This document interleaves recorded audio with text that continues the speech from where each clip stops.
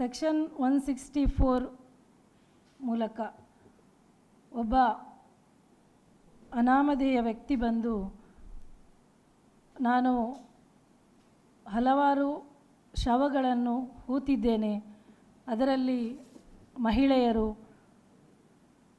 ಹೆಣ್ಣುಮಕ್ಕಳು, ನಾನಾ ರೀತಿಯ ನೂರಾರು ಶವಗಳನ್ನು ನಾನು ಹೂತಿದ್ದೇನೆ, ಇದರ ಪಾಪ ಪ್ರಜ್ಞೆಯಿಂದ ನಾನು ಅದನ್ನು ನಿಮ್ಮ ಮುಂದೆ ಸ್ಪಷ್ಟಪಡಿಸಲು ತಯಾರಿದ್ದೇನೆ ಅಂತ ಹೇಳಿ ಒಂದು ಸಾಕ್ಷಿದಾರನಾಗಿ ಬಂದು ದೂರು ನೀಡ್ತಾನೆ.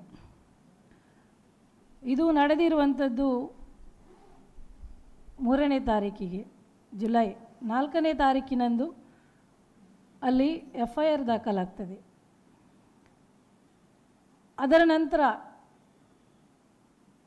ಎಲ್ಲ ಒಂದು ಅನುಮಾನಾಸ್ಪದ ವಿಷಯಗಳು ಚರ್ಚೆಗೊಳಗಾಗ್ತದೆ.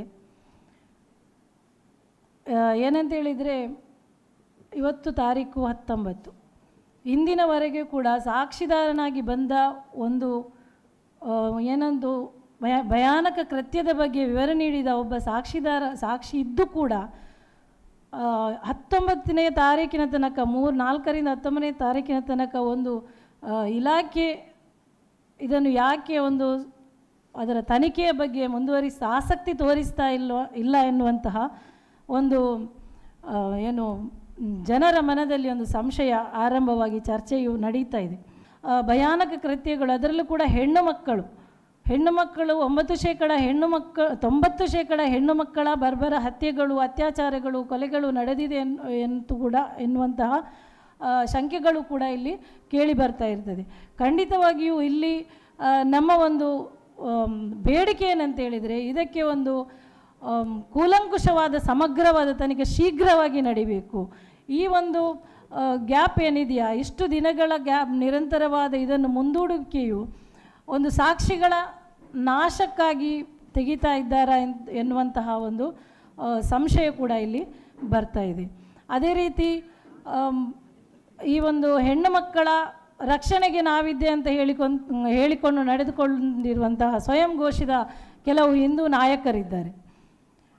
ಅವರನ್ನು ಕೂಡ ಇಲ್ಲಿ ಪ್ರಶ್ನೆ ಮಾಡಬೇಕಾಗಿದೆ.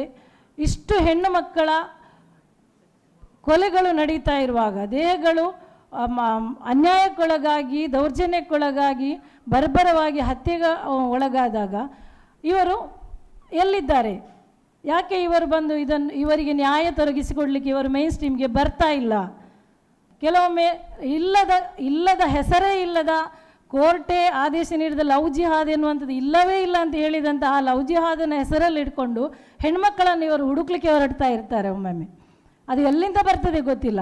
ಆದರೆ ಈಗ ಮಾತ್ರ ನಮಗೆ ಸ್ಪಷ್ಟವಾಗ್ತದೆ, ಈ ಒಂದು ಪ್ರಕರಣದ ಸುತ್ತಮುತ್ತ ಇದನ್ನು ಇವರು ಹುಡುಕ್ಲಿಕ್ಕೆ ಹೋದರೆ, ಹೂತಿಟ್ಟ ಹೆಣಗಳನ್ನು ಹುಡುಕಿದರೆ ಅವರಿಗೆ ಬೇಕಾದಂತಹ ರಿಸಲ್ಟಲ್ಲಿ ಸಿಗ್ಬಹುದು ಎನ್ನುವಂತಹ ಒಂದು ಅಲ್ಲಿ ಹೋಗಿ ಹುಡುಕಿದ್ರೆ ಅವರಿಗೆ ಅದು ಖಂಡಿತವಾಗಿ ಸಿಗಲಿಕ್ಕೆ ಸಾಧ್ಯ ಇದೆ. ಇಲ್ಲ ಸಲ್ಲದ ಊಹಾಪೋಹಗಳನ್ನು ಹಾಕುವುದಕ್ಕಿಂತ ಬದಲಾಗಿ ಖಂಡಿತವಾಗಿಯೂ ಸಾಕ್ಷಿ ಸಮೇತ ದೊರಕಿದಂತಹ ವಿಷಯಗಳ ಬಗ್ಗೆ ಸಮಗ್ರ ತನಿಖೆ ನಡೆಸಿದರೆ ಖಂಡಿತವಾಗಿಯೂ ಅಲ್ಲಿ ಅವರಿಗೆ ಉತ್ತರ ಸಿಗಲಿಕ್ಕೆ ಸಾಧ್ಯ ಇದೆ.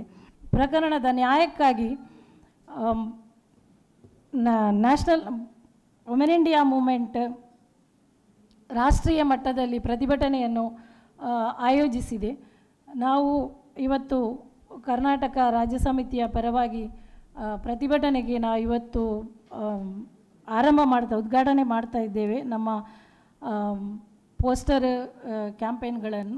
ಪೋಸ್ಟರ್ ಬಿಡುಗಡೆ ಮಾಡೋ ಮೂಲಕ ಇಲ್ಲಿ ಒಂದು ವಿಷಯ ಏನಂತ ಹೇಳಿದರೆ, ಮಕ್ಕಳ ಮೂಲಕ ಮನೆಯಿಂದ ಪ್ರತಿಭಟನೆ ಬರಬೇಕಂತ ಹೇಳಿ ಮನೆಯಿಂದ ಪ್ರತಿಭಟನಾ ಕ್ಯಾಂಪೇನ್ಗಳನ್ನು ಮಾಡಲು ನಾವು ತೀರ್ಮಾನಿಸಿದ್ದೇವೆ. ಇದರ ಒಂದು ನ್ಯಾಯ ಸಿಗುವ ತನಕ ನಮ್ಮ ಹೋರಾಟ ಮುಂದುವರಿಯಲಿದೆ.